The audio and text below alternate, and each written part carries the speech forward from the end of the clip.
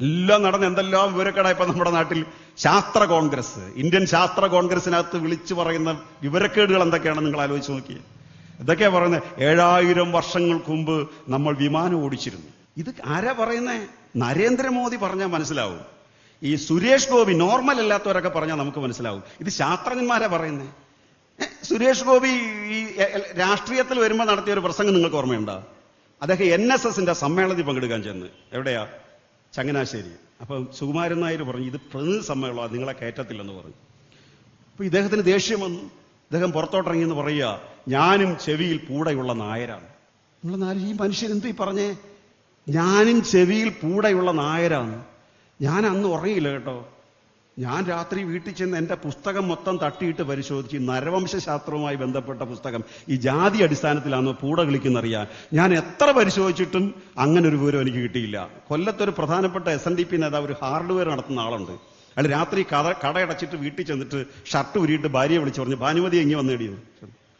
എൻ്റെ പുറത്ത് നോക്കിയേ, എന്തോ മനുഷ്യ വല്ലതും വാങ്ങിച്ചു കെട്ടിക്കൊണ്ടാണോ വന്നേ? അല്ലടി, സുരേഷ് ഗോപി സാറ് പറഞ്ഞടി, നായർക്ക് മാത്രമേ രോമം കളിക്കത്തുള്ളൂ, ഈഴവർക്ക് കളിക്കത്തില്ല, നീ ഒന്ന് നോക്കാൻ പറഞ്ഞു. എന്തൊരു ഉരക്കടാ പറയുന്നേ. കുറച്ചുനാൾ കഴിഞ്ഞുകൊണ്ട് സ്വാതന്ത്ര്യദിനത്തിന്റെ അന്ന് തലയൊരു കെട്ടും കെട്ടി ഒറ്റയ്ക്കൊരു ത്രിവർണ്ണ പതാക പിടിച്ചുകൊണ്ട് നടന്നു പോകുന്നു.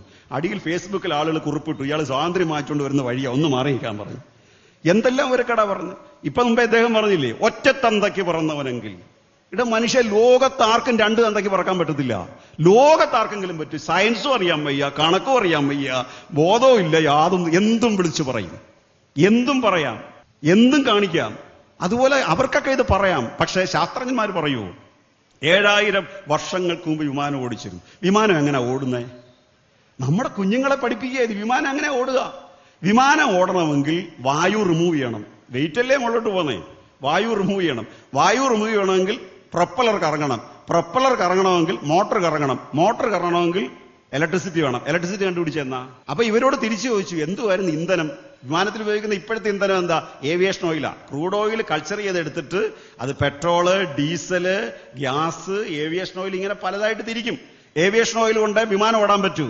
അപ്പൊ അവർക്ക് പറഞ്ഞു കൊടുത്തു, 7000 വർഷങ്ങൾക്ക് മുമ്പ് അപൂർവ ജനിസിൽപ്പെട്ട വെച്ചൂർ പശു ഇന്ത്യയിലുണ്ടായിരുന്നു, അതിന്റെ മൂത്രം ഒഴിച്ചാ ഇത് ഓടിക്കൊണ്ട് അങ്ങ് പറയാണ്. ശാസ്ത്ര കോൺഗ്രസിൽ പ്രസംഗിക്കുകയാണ്. എന്തൊരു മണ്ടത്തര. ഇപ്പൊ അതുകൊണ്ട് 11ാം ക്ലാസ്, 12ാം ക്ലാസ്, 10ാം ക്ലാസ്സിലുള്ള പാഠപുസ്തകത്തിൽ നിന്നും പരിണാമവാദം മാറ്റി, മുഗൾ രാജവംശത്തിന്റെ ഭരണം മാറ്റി, ഗാന്ധിവാദം മാറ്റി, അംബേദ്കറുടെ സംഭവങ്ങൾ മാറ്റി, അങ്ങനെ ഒരു പാഠഭാഗം ഇപ്പൊ പഠിപ്പിച്ചുകൊണ്ടിരിക്കുന്നത്. നമ്മുടെ CBSEക്ക് കുഞ്ഞുങ്ങളെ വിടുന്നവര് ഇടതുപക്ഷക്കാരും വലതുപക്ഷക്കാരും ഒക്കെ വിടുമല്ലോ.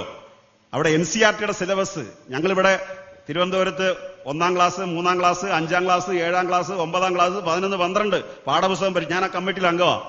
1ാം ക്ലാസ്സിലെ ഫസ്റ്റ് പാർട്ട് ഇറങ്ങി, 3ാം ക്ലാസ്സിലെ ഫസ്റ്റ് പാർട്ട് ഇറങ്ങി, 5ലെ ഇറങ്ങി, 7ലെ ഇറങ്ങി, 9ലെ ഇറങ്ങി, 11, 12 ഇറങ്ങാൻ പോകുന്നു. ആ പാഠപുസ്തകം വായിച്ചാലോ? നേരത്തെ പാഠപുസ്തകം വായിക്കുമ്പോൾ നമ്മുടെ കുഞ്ഞുങ്ങൾ മനസ്സിലാക്കുന്നത്, വീട്ടിലെ കാര്യം പറയുമ്പോൾ അമ്മ രാവിലെ എഴുന്നേക്കുന്നു, പശുവിനെ കറക്കുന്നു, പുല്ലരിയുന്നു, ഭക്ഷണം പാചകം ചെയ്യുന്നു, കുഞ്ഞുങ്ങളെ കുളിപ്പിക്കുന്നു, അച്ഛന് വെള്ളം ചൂടാക്കി കൊടുക്കുന്നു, മുറ്റമടിക്കുന്നു, സകല ജോലിയും ചെയ്യുന്നത് ആരാ? വീട്ടിലമ്മമാരാ. ഇപ്പോഴത്തെ 3ാം ക്ലാസ്സിലെ പാഠപുസ്തകം തുറന്നു നോക്കിയാലേ അച്ഛനിരുന്ന് തേങ്ങാതിരുമെന്ന് കാണാം. ഒരു പുതിയ മെസ്സേജ് കൊടുക്കുകയാണ്. കുഞ്ഞുങ്ങൾ തന്നെയാ ചിത്രം വരച്ചത്, അധ്യാപകരാ ചിത്രം വരച്ചത്.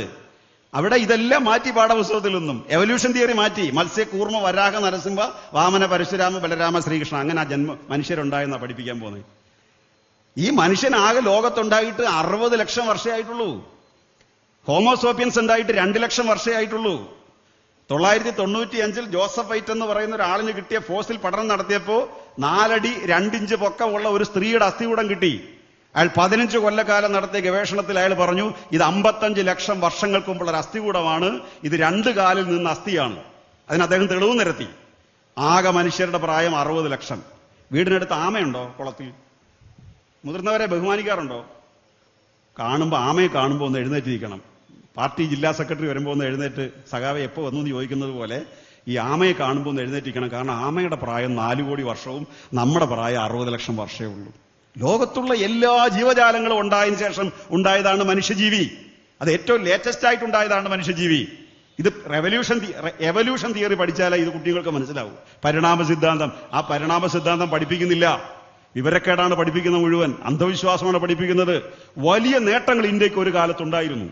ആ നേട്ടങ്ങൾ എങ്ങനെ ഇപ്പൊ നേട്ടങ്ങളല്ലാതെ പോയത്? നമ്മൾ ഇടയ്ക്ക് വെച്ച് ഇതെല്ലാം തകർത്ത് കളഞ്ഞു. നളന്ദ തക്ഷശില യൂണിവേഴ്സിറ്റി ഉണ്ടായിരുന്നു നമുക്ക് 2000 കൊല്ലങ്ങൾക്ക് മുമ്പ്. പക്ഷെ ആധുനിക യൂണിവേഴ്സിറ്റി ഇല്ല. ഇന്ത്യ രാജ്യത്ത് ആധുനിക യൂണിവേഴ്സിറ്റി ഉണ്ടായതെന്നാ 19-ാം നൂറ്റാണ്ടിലാണ്. കോട്ടയം CMS കോളേജിൽ പോകാതിരിക്കരുത് ആരും. ഏത് മാർക്സിസ്റ്റുകാരനും ഏത് ഇടതുപക്ഷക്കാരനും ഏത് കോൺഗ്രസ്സുകാരനും ഏത് BJP-ക്കാരനും ഒരു പ്രാവശ്യം കണ്ടിരിക്കേണ്ട കോളേജാണ് കോട്ടയം CMS കോളേജ്. കാരണം ഇപ്പോഴും കാടിന്റെ നടുവിൽ മനോഹരമായി പടുത്തുയർത്തിയ കോളേജാ. കേരളത്തിലെ ആദ്യത്തെ കോളേജാ. ഇന്ത്യയിൽ ആദ്യത്തെ university Kolkata university, Madras university, Bombay university ഒക്കെ വന്നതിന് ശേഷമാണ് രാജാറാം മോഹൻ റായ് ഉണ്ടാവുന്നേ, സരോജിനി നായിഡു ഉണ്ടാവുന്നേ, ബാലഗംഗാധര തിലകൻ ഉണ്ടാകുന്നത്, മഹാത്മാഗാന്ധി ഉണ്ടാവുന്നത്, ജവഹർലാൽ നെഹ്റു ഉണ്ടാവുന്നത്, ഡോക്ടർ BR അംബേദ്കർ ഉണ്ടാവുന്നത്. ഇത് ആധുനിക യൂണിവേഴ്സിറ്റി വന്നതിന് ശേഷം. ആധുനിക യൂണിവേഴ്സിറ്റി വന്നത് 19-ാം നൂറ്റാണ്ടിലാണെങ്കിൽ യൂറോപ്പിൽ ആധുനിക യൂണിവേഴ്സിറ്റി വരുന്നത് 11-ാം നൂറ്റാണ്ടിലാ. കൃത്യമായി പറഞ്ഞാൽ 1083-ൽ ഇറ്റലിയിലെ ബൊളോണ യൂണിവേഴ്സിറ്റിയാ. അവിടെ യൂണിവേഴ്സിറ്റി വന്നപ്പോ സംഭവിച്ചത് എന്താ? അവിടെ ഷേക്സ്പിയർ ഉണ്ടായി, അവിടെ ഷെല്ലി ഉണ്ടായി, അവിടെ കീറ്റ്സ് ഉണ്ടായി, അവിടെ വൈജ്ഞാനിക വിപ്ലവം ഉണ്ടായി, അവിടെ യന്ത്രക്കപ്പലുണ്ടായി, അവിടെ ആവിയന്ത്രം ഉണ്ടായി, അവിടെ ഫ്രഞ്ച് വിപ്ലവം നടന്നു. 1789-ൽ ഈ മാറ്റമല്ല, മാർക്സ് പറഞ്ഞ ഉൽപാദന വ്യവസ്ഥയിൽ മാറ്റം വന്നപ്പോൾ ഫ്രഞ്ചിൽ ജനാധിപത്യ ബോധം ഉണ്ടായി. സമത്വം, സ്വാതന്ത്ര്യം, സാഹോദര്യം ആശയം 1789-ലുണ്ടായി. 100 വർഷം കഴിഞ്ഞിട്ടാണ് അതിന്റെ അനുരണനങ്ങൾ സാക്ഷാൽ ശ്രീനാരായണ ഗുരുവിൽ എത്തുകയും അദ്ദേഹം അരുവിപ്പുറത്ത് പ്രതിഷ്ഠ സ്ഥാപിക്കുകയും ചെയ്യുന്നത് അങ്ങനെയാണ്. ഇത് 8 നൂറ്റാണ്ട് നമ്മൾ പിറകിൽ പോയി. അതിനു മുമ്പ് നമുക്ക് വലിയ നേട്ടങ്ങളുണ്ടായിരുന്നു. 8 നൂറ്റാണ്ട് പിറകിൽ പോയി. ഇപ്പോ അതിൽ പഠിപ്പിക്കുന്ന ഒരു കാര്യം ചരിത്ര നിഷേധമാണ്. മുഗൾ രാജവംശത്തിന്റെ ഭരണം പഠിപ്പിക്കുന്നില്ല. നിങ്ങൾ വടക്കേന്ത്യ പോയാൽ കാണുന്ന ആഗ്ര കോട്ട ആര് പണിഞ്ഞതാ? നരേന്ദ്രമോദി കൊടിയുയർത്തുന്ന ചെങ്കോട്ട ആര് പണിഞ്ഞതാ? താജ്മഹൽ ആര് പണിഞ്ഞതാ? ചാർമിനാർ ആര് പണിഞ്ഞതാ? കുത്തബ്മിനാർ ആര് പണിഞ്ഞതാ? ഫത്തേപൂർ സിക്രി ആര് പണിഞ്ഞതാ? മുഗൾ ഗാർഡൻ ആര് പണിഞ്ഞതാ? ഉറുദു ഭാഷ എവിടുന്ന? ഹിന്ദുസ്ഥാനി സംഗീതം എവിടുന്ന? ഗസൽ സംഗീതം എവിടുന്ന? ഇതെല്ലാം മുഗൾ രാജവംശത്തിന്റെ സംഭാവനയാ. ഇതില്ലാത്തൊരു നോർത്ത് ഇന്ത്യ ഇല്ല. അതിനെല്ലാം പാഠഭാഗത്തിൽ നിന്ന് മാറ്റിയിരിക്കുന്നു. അപ്പൊ നമ്മുടെ സമരം എന്തിനെതിരായിട്ടായിരിക്കണം? ഈ വിജ്ഞാനത്തെ തകർത്ത് കളയുന്ന ഒന്നിനെതിരായിട്ടായിരിക്കണം. അതുകൊണ്ട് ഡോക്ടർ BR അംബേദ്കർ ഹിന്ദുമതം ഉപേക്ഷിച്ചിട്ട് 30 ലക്ഷം മനുഷ്യരുമായിട്ട് ബുദ്ധമതത്തിലേക്ക് പോകാനുള്ള കാരണം ഇതാ. ഡോക്ടർ BR അംബേദ്കർ ഗാന്ധിയുമായിട്ട് ഏറ്റുമുട്ടി, നെഹ്റുവുമായിട്ട് ഏറ്റുമുട്ടി, ബ്രിട്ടീഷുകാരുമായിട്ട് ഏറ്റുമുട്ടി. കാരണം ആയിരക്കണക്കിന് വർഷങ്ങളായി നാട്ടിലെ പിന്നാക്കക്കാർക്ക് അറിവ് നിഷേധിക്കുകയായിരുന്നു. സംസ്കൃതത്തിലാണ് അറിവ് വച്ചിരിക്കുന്നത്. ആ സംസ്കൃതം പഠിക്കാൻ ആർക്കും അവകാശമില്ല. എഴുത്തച്ഛനെ പോലും ശിക്ഷിച്ചു. ഇന്ന് പേയാട് ഭാഗത്ത് കർക്കിടക മാസത്തിൽ രാമായണം വായിക്കുന്നത് വാൽമീകി രാമായണമാണോ? നിങ്ങൾ പോയെന്ന് പരിശോധിച്ചു നോക്കിയേ. അമ്പലത്തിൽ കയറാതിരിക്കേണ്ട, പോയി നോക്കണം. പോയി സപ്താഹയജ്ഞത്തിൽ മാത്രം പങ്കെടുത്താൽ പോരാ. അവിടെ വായിക്കുന്ന രാമായണം ആരുടെയാന്ന് നോക്കിയേ, അത് വാൽമീകി രാമായണം അല്ല. അവിടെ വായിക്കുന്ന ഭാഗവതം ആരുടെയാന്ന് നോക്കിയേ, അവിടെ വായിക്കുന്ന രാമായണം ഈ മഹാഭാരതം ആരുടെയാന്ന് നോക്കിയേ, അത് വാൽമീകിയും വ്യാസനും എഴുതിയതല്ല, അത് എഴുത്തച്ഛൻ എഴുതിയതാ. ആ എഴുത്തച്ഛൻ സംസ്കൃതം പഠിക്കാൻ അവകാശമില്ലായിരുന്നു. പഠിക്കാൻ അവകാശമില്ലാത്ത എഴുത്തച്ഛൻ പഠിച്ചതിന്റെ പേരിൽ എഴുത്തച്ഛനെ ശിക്ഷിച്ചു. വെറും ശിക്ഷയല്ല കൊടുത്തത്, കാളയ്ക്ക് പകരം കെട്ടി, ചക്കാട്ടാൻ വേണ്ടി കാളയ്ക്ക് പകരം കെട്ടി. പിന്നെ തമിഴ്നാട്ടിലേക്ക് നാട് കടത്തി.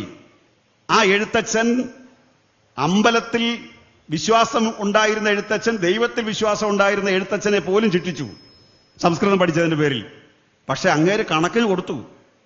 എല്ലാ ദൈവങ്ങളെയും വിമർശിക്കാൻ അദ്ദേഹം ഈ അവസരം ഉപയോഗിച്ചു.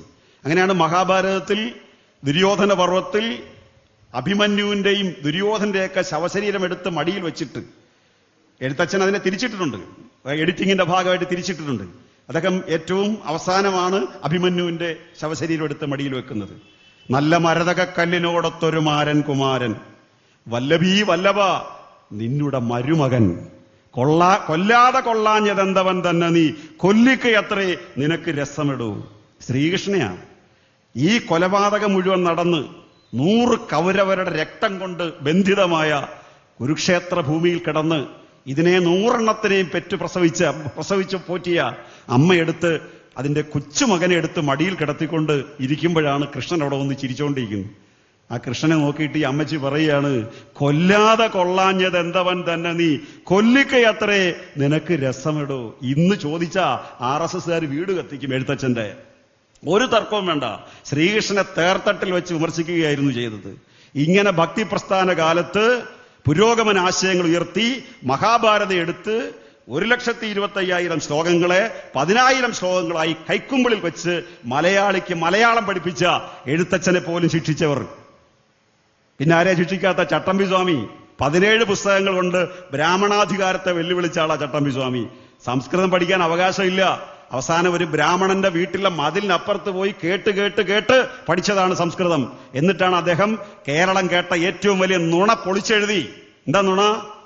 പരശുരാമൻ മഴുവെറിഞ്ഞുണ്ടാക്കിയതാണ് കേരളം. അതിനെ തകർത്തത് ചരിത്രകാരനായ ഒരു മനുഷ്യനല്ല, അതിനെ തകർത്തത് ഒരു സന്യാസിയായിട്ടുള്ള സാക്ഷാൽ ചട്ടമ്പി സ്വാമികളാണ്. വേറൊരു മനുഷ്യൻ ഒരു അക്ഷരവും പഠിച്ചിട്ടില്ല. 8 ഏക്കർ ഭൂമി സ്വന്തമായിട്ടുണ്ടായിരുന്നു. തിരുവിതാംകൂർ രാജാവിന്റെ തലേപ്പലയനാണ് തന്ത. അതുകൊണ്ട് 8 ഏക്കർ ഭൂമിയുണ്ട്. പക്ഷെ അക്ഷരം പഠിച്ചിട്ടില്ല. അയാൾക്കറിയാമായിരുന്നു വിജ്ഞാനമുള്ളവന്റെ കയ്യിലെ അധികാരമുള്ളൂ. ആ മനുഷ്യൻ പഞ്ചമി എന്നൊരു കൊച്ചിനെയും പിടിച്ചുകൊണ്ട് എന്ന് എന്റെ കുടുംബത്തിൽപ്പെട്ട എന്റെ സഹജാതരായ എന്റെ സമുദായക്കാരായ 10 പേരെ ബിഎക്കാരാക്കണമെന്ന് പറഞ്ഞ് സമരം നടത്തി നേടിയതാ അക്ഷരം. സരസ്വതിയെ പൂജിച്ചുണ്ടാക്കിയതല്ല കേരളത്തിൽ അക്ഷരം. ഇപ്പൊ FBക്കകത്ത് വിജയദശമി നാളിൽ ഇടാറുണ്ട് സരസ്വതി പൂജ. നല്ലതാണ്. സരസ്വതിയെ പൂജിച്ചോ തൊഴുതോ യാതൊരു തർക്കവുമില്ല. പക്ഷെ പൂജിച്ച് നേടിയതല്ല ഈ കേരളത്തിൽ അക്ഷരം. പിടിച്ചു വാങ്ങിയെടുത്തതാണ് അക്ഷരം. ശ്രീനാരായണ ഗുരുവിന് സംസ്കൃതം പഠിക്കാൻ അവകാശമില്ല. കേരളം കണ്ട ഏറ്റവും നല്ല കവികളിൽ ഒരാളാ ശ്രീനാരായണ ഗുരു. അനുകമ്പാ ദശകത്തിനും ദൈവദശകത്തിനും തുല്യമായ ഒരു തിയറി ഈ കേരളത്തിൽ ആത്മീയ തലത്തിൽ വേറെ ആരും എഴുതിയിട്ടുണ്ട്? ആ മനുഷ്യന് വിഗ്രഹത്തോട് യാതൊരു താല്പര്യം ഉണ്ടായിട്ടല്ല വിഗ്രഹം സൃഷ്ടിച്ചത്. പിന്നെയോ വിഗ്രഹം സ്ഥാപിക്കാനുള്ള അവകാശത്തെ ചോദ്യം ചെയ്യാൻ വേണ്ടിയാ വിഗ്രഹം സ്ഥാപിച്ചത്. അങ്ങനെയാണ് ശിവപ്രതിഷ്ഠ അവിടെ നടത്തുന്നത്. കുറെ കാലം കഴിഞ്ഞപ്പോൾ അദ്ദേഹം ഒഴിവാക്കി, വിളക്ക് കത്തിക്കാൻ തുടങ്ങി. അപ്പൊ ഇദ്ദേഹത്തെ വിളിച്ചുകൊണ്ടുപോയി പിന്നെ വിളക്ക് കത്തിക്കലാക്കി പരിപാടി. കുറച്ച് കഴിഞ്ഞപ്പോൾ ഇദ്ദേഹം ഒരു കണ്ണാടി സ്ഥാപിച്ചു കൊടുത്തു. കണ്ണാടി സ്ഥാപിച്ചതിന്റെ ആശയം പലർക്കും ഇപ്പോഴും മനസ്സിലായിട്ടില്ല.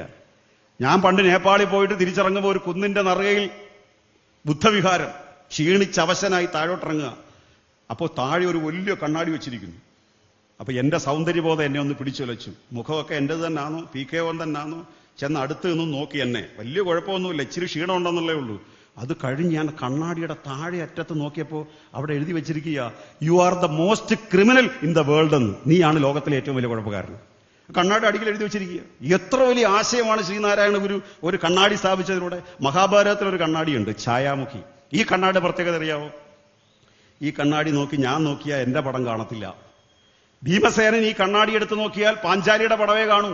പാഞ്ചാലി ഈ പടം എടുത്തു നോക്കിയാൽ ഭീമസേനന്റെ പടം കാണത്തില്ല.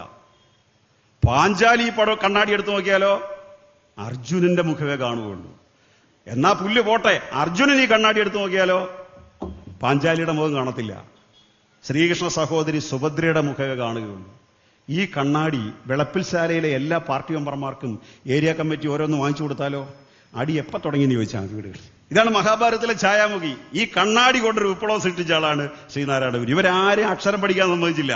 അതുപോലെയാണ് കേരളത്തിൽ മഹാഭൂരിപക്ഷത്തിന് അക്ഷരം പകർന്നു നൽകിയാലേ അവർ ലോകത്തിന്റെ മുൻനിരയിൽ വരുമെന്ന ക്രാന്തദർശിത്വം ശ്രീനാരായണ ഗുരുവിനും ചട്ടമ്പി സ്വാമികൾക്കും അതുപോലെ അയ്യൻകാളിക്കും പൊയ്കേൽ കുമാര യോഹന്നാനും ഉണ്ടായ ആ ആശയത്തിന്റെ തുടർച്ചയാണ്, അതിന്റെ പതാകാവാഹകരാണ് കേരളത്തിലെ കമ്മ്യൂണിസ്റ്റുകാർ. അതുകൊണ്ടാണ് ലോകത്തെ ഏറ്റവും വലിയ നേട്ടങ്ങളുമായി ഈ പട്ടിണി കേരളം. സ്വന്തമായി കൽക്കരി ഖനിയില്ല, സ്വന്തമായി ഗ്രാനൈറ്റ് കുഴിച്ചെടുക്കാനില്ല, സ്വന്തമായി ഒന്നും കുഴിച്ചെടുക്കാനില്ല. കുറച്ച് നെല്ലും പുരയിടവും മാത്രം ഉണ്ടായിരുന്ന ഒരു കേരളം പശ്ചിമഘട്ടത്തിന്റെ പടിഞ്ഞാറ് കിടക്കുന്ന ഒരു കൊച്ചു സ്റ്റേറ്റിനെ ലോകത്തെ ഏറ്റവും വലിയ മുൻനിര സംസ്ഥാനമാക്കി മാറ്റുന്നതിൽ ഈ ദൃഢമായ കമ്മ്യൂണിസ്റ്റ് പ്രത്യയശാസ്ത്രത്തിന്റെ സംഭാവന. അവിടെ മനുഷ്യരെ കേവലം തൊഴിലാളികൾ മാത്രമായി, മൃഗങ്ങൾ മാത്രമായിട്ടല്ല കണ്ടത്. അവർക്ക് കലയും സാഹിത്യവും സംഗീതവും പകർന്നു കൊടുത്തുകൊണ്ട് കമ്മ്യൂണിസ്റ്റുകാർ ക്ലാസിക്കൽ സംഗീത പരിപാടിക്ക് പ്രോത്സാഹകരായി. നിങ്ങൾ നോക്കൂ, കേരള കലാമണ്ഡലം ഏറ്റവും മനോഹരമായി ശ്രദ്ധയിൽ വന്നത് വള്ളത്തോളിന്റെ ആശയം ഏറ്റവും മനോഹരമായി അത് സംഘടിപ്പിച്ചു കൊണ്ടുവന്നത് കമ്മ്യൂണിസ്റ്റുകാരാണ്. അവിടെ ക്ലാസിക്കൽ കലകൾക്ക് നമ്മൾ പിന്തുണ കൊടുത്തു, അവിടെ ജനകീയ കലകൾക്ക് പിന്തുണ കൊടുത്തു, അവിടെ നേരത്തെ പാടിയ ഒരുപാട് പാട്ടുകൾക്ക് നമ്മൾ പിന്തുണ കൊടുത്തു. നാടകത്തിലൂടെ E.T. ഭട്ടതിരിപ്പാട് ഉയർത്തിക്കൊണ്ടുവന്നൊരാശയം കമ്മ്യൂണിസ്റ്റ് പാർട്ടി കേരളത്തിൽ സഫലീകരിച്ചു. അങ്ങനെയാണ് നേരത്തെ പറഞ്ഞ പരമപിള്ള ഒരു കൊടിയെടുത്ത് അവസാനം വീശിയിട്ട് നിങ്ങളെല്ലാവരും കൂടി എന്നെ കമ്മ്യൂണിസ്റ്റ് ആക്കി എന്ന് പറഞ്ഞപ്പോ ചവറ തട്ടാശ്ശേരിയിലെ ആദ്യ യോഗത്തിൽ കൂടിയ 10,000 പേർ ഒരുമിച്ച് കമ്മ്യൂണിസ്റ്റ് പാർട്ടിയിലേക്ക് വന്നു. അവസാനം കമ്മ്യൂണിസ്റ്റ് പാർട്ടിയുടെ ഗാനങ്ങളിൽ വന്ന ആശയം കമ്മ്യൂണിസ്റ്റ് പാർട്ടി നടപ്പിലാക്കാൻ തുടങ്ങി. പാമ്പുകൾക്ക് മാളമുണ്ട്, പറവകൾക്ക് ആകാശമുണ്ട്, മനുഷ്യപുത്രന് തലചായ്ക്കാൻ മണ്ണിലിടവില്ല എന്ന പാട്ടിന്റെ അവസാനം എവിടെ എത്തി നിൽക്കുന്നു?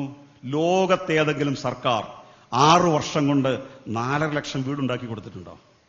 ലോകത്തെ ഏതെങ്കിലും സർക്കാർ 6 വർഷം കൊണ്ട് 4.5 ലക്ഷം വീടുണ്ടാക്കി കൊടുത്തിട്ടുണ്ടോ? നമ്മുടെ നാട്ടിൽ അതും സംഭവിച്ചില്ലേ?